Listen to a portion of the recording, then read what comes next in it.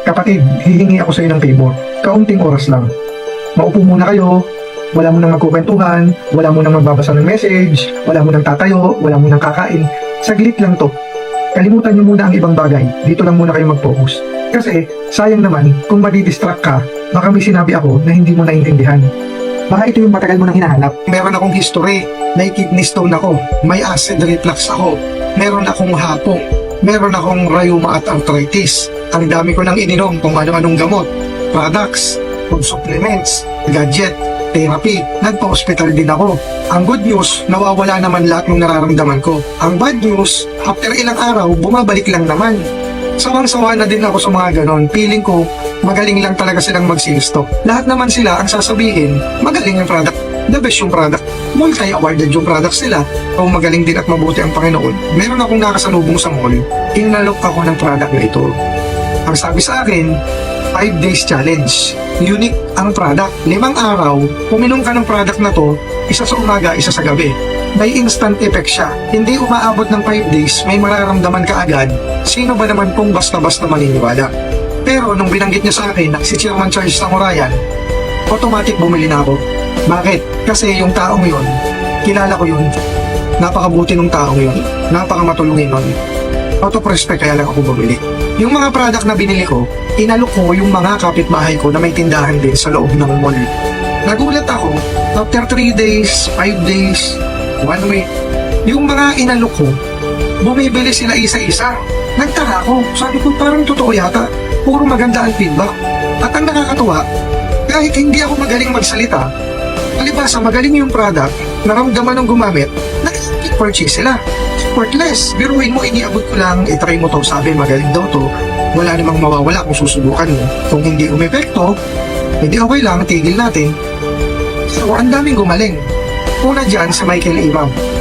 May sugat siya, mag-aapat na buwan nang hindi natutuyo. Pinainom ko siya ng Sinner Greens. After 3 days, nagulat kaming lahat, natuyo yung mga sugat niya. Makalipas ang 10 araw, clear na yung paa niya, hindi na putol. Sunod, may nakatabi akong lalaki na katulong. Hirap siya maglakad. Nagkakwentuhan kami. Sabi niya meron daw siyang 2 tumor sa loob mismo ng spinal cord. Pina-opera na dati, sinubukang alasin, pero walang nangyari. 4.5 years na siyang ganon. Mataas din ang sugar niya. Dahil may tumor siya, nagkaroon siya ng nerve damage. Ang buong paa niya at hita, hindi mo pwedeng hawakan, pati paa. Konting dampi, sobrang sakit.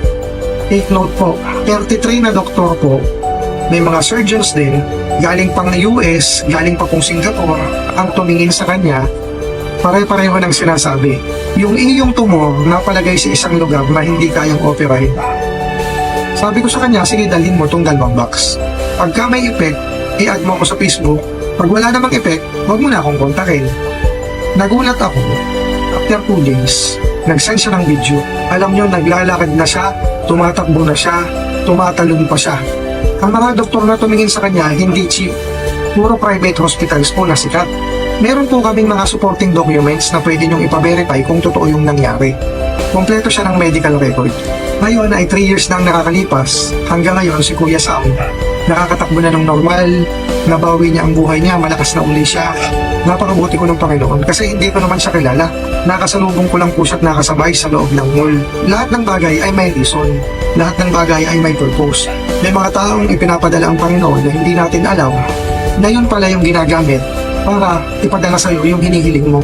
Sa isang simbahan, may isa pa akong nalapitan. Ang pangalan, Yoli Ramos Bantilan. Napansin ko, umuubo siya, kinausap ko siya, nagkwentuhan kami. Siya daw po, 7 years nang ubo ng ubo. Meron pong problema sa lungs. 12 doktor na po at 12 private hospitals na ang pinuntahan niya. Ang last na doktor na nag-handle sa kanya, kapatid po ng mayor ng Santo Tomas City, Batangas. Ang sabi sa kanya ng doktora, Ate Yoli, ginawa ko na lahat ng best ko.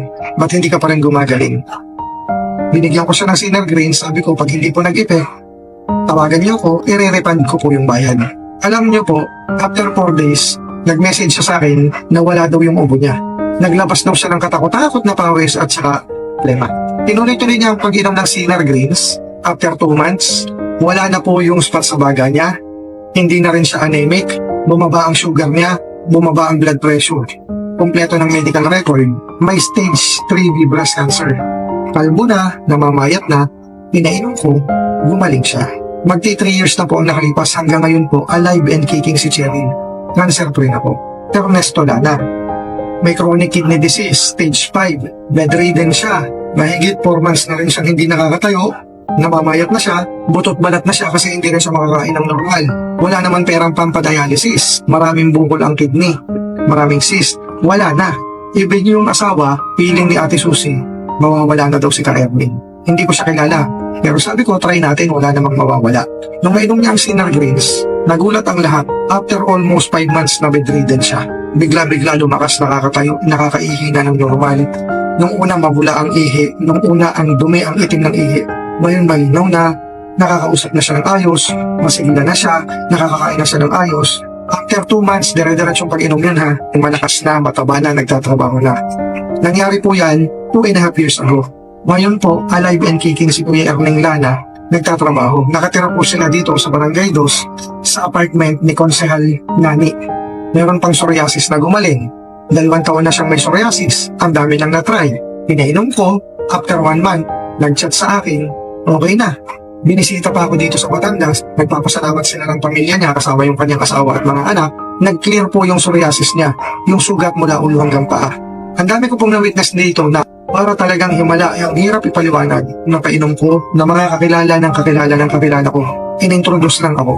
Mahigit 500 plus po yung na-witness ko na mga natulungan ng product na ito. Of course, hindi naman tayo ang Diyos. Diyos lang ang masusunod kung hanggang kailan yung buhay natin at kung gagaling yung tao. Paano mo ipapaliwanag yun? Total strangers, hindi magkakilala, nagkasalubong, nagkausap, try ng product, gumaling. Napakadami pong testimony. Ang maganda dito, kilala po namin lahat yun.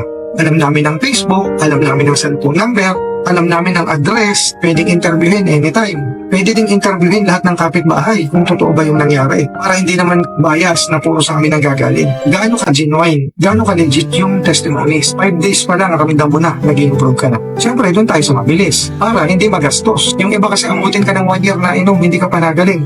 So magastos lalo yun. Mas mahalaga ang guminhawa. Aanin mo ang pera kung ikaw naman may sakit. Napakalaking tulong nito pag naipatry nyo po sa mga kaibigan nyo, kamag-anak nyo. Kahit anong sakit, cancer, diabetes, high blood, myoma, stroke, PCOS, goiter, gouts, kidney stone, vertigo, leukemia, madami na po. Makikita nyo naman po lahat yan dito sa page natin. Ganon kaganda yung product. Kung maaari iniisip nyo, naku gastos lang yan. Ituturo ko po sa inyo paano po kayo makakakuha nito ng libre. Paano mangyayari na yung ganito nyo, makukuha nyo ng free. Para yung family nyo makainom nang hindi ka naglalabas ng pera.